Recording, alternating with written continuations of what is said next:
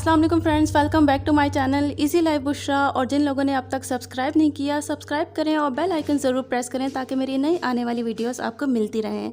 और उन लोगों की कमेंट्स का बहुत शुक्रिया, क्योंकि ये कमेंट्स मुझे हेल्प करते हैं कि मैं आगे अपनी वीडियोज़ को और अच्छे से अच्छा बना सकूँ।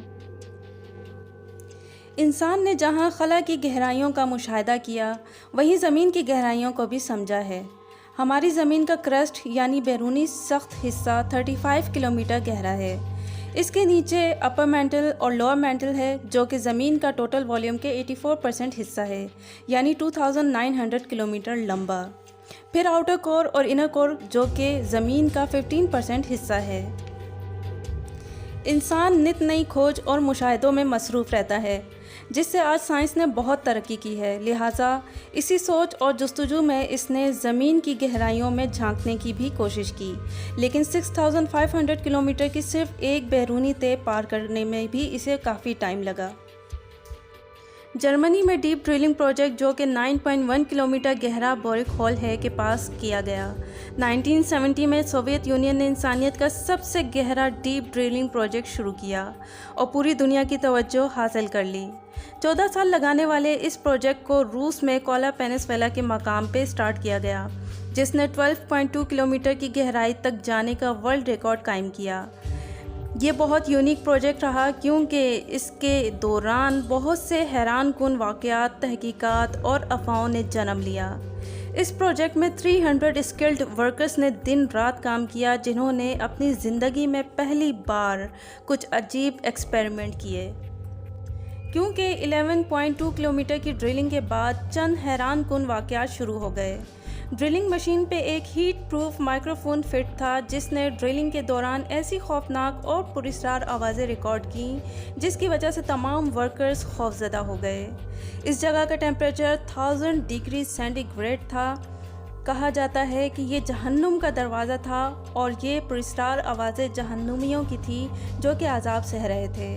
और कुछ लोगों का दावा है कि ये जहन्नुम के शयातीन थे, जो कि इस ड्रिलिंग की वजह से इस दुनिया में दाखिल हो गए। आप भी इन आवाज़ों को सुनिए, जिसे जहन्नुमियों की आवाज़ या शैतानों की आवाज़ कहा जाता है।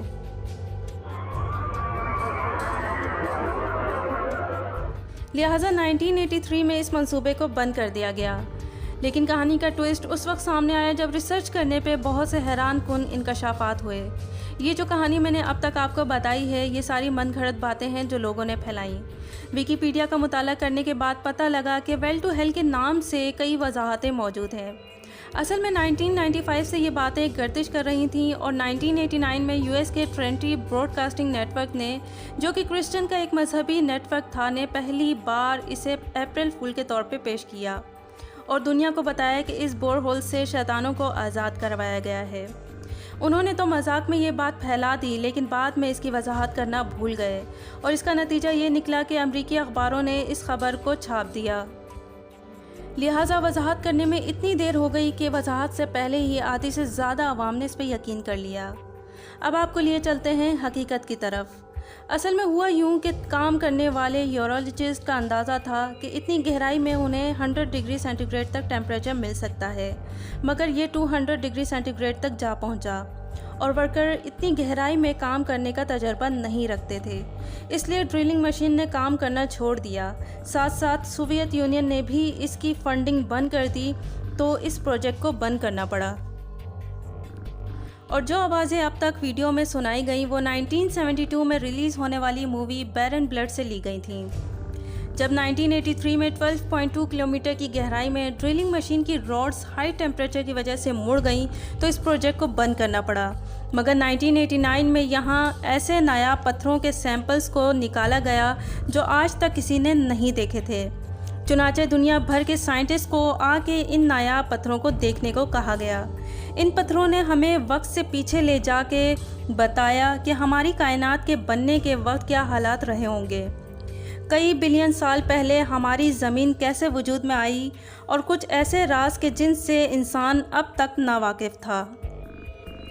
क्योंकि ये पत्थर 2 बिलियन से 800 मिलियन साल से भी ज़्यादा पुराने हैं। मज़ीद 9 किलोमीटर गहराई में ज़मीन के क्रस्ट में डायमंड मौजूद थे और सबसे ज़बरदस्त बात यह कि ज़मीन की क्रस्ट के सिर्फ 3 किलोमीटर नीचे वो पत्थर मिले जो नासा के मुताबिक उन्होंने चाँद पे जाके हासिल किए, जिसकी एक वजह ये बताई गई कि चाँद चूँकि ज़मीन का हिस्सा था मगर एक एस्ट्रॉयड के टकराने से ज़मीन से अलग हो गया और ग्रेविटी की वजह से इसकी शेप स्फेरिकल हो गई।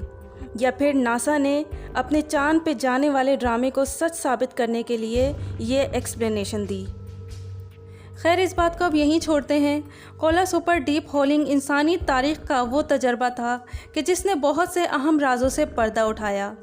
डेविड कुपरमैन, जो कि प्रोजेक्ट के हेड थे, के मुताबिक हम इससे आगे जा सकते थे मगर अफसोस ऐसा ना कर सके। शायद आने वाले वक्तों में इस पे फिर ऐसे काम हो जो इंसानी तारीख़ बदल के रख दें। लेकिन जाते जाते एक बात लाजमी कहूँगी कि इंटरनेट पे किसी भी चीज़ पे बिना तहकीक के कभी यकीन ना करें। मुझे कमेंट बॉक्स में ज़रूर बताइएगा कि आप में से कितने लोग हैं जो इन जहन्नुमी आवाज़ों को सच मानते रहे हैं। और मैं मिलती हूँ आपसे नेक्स्ट वीडियो में नए टॉपिक के साथ।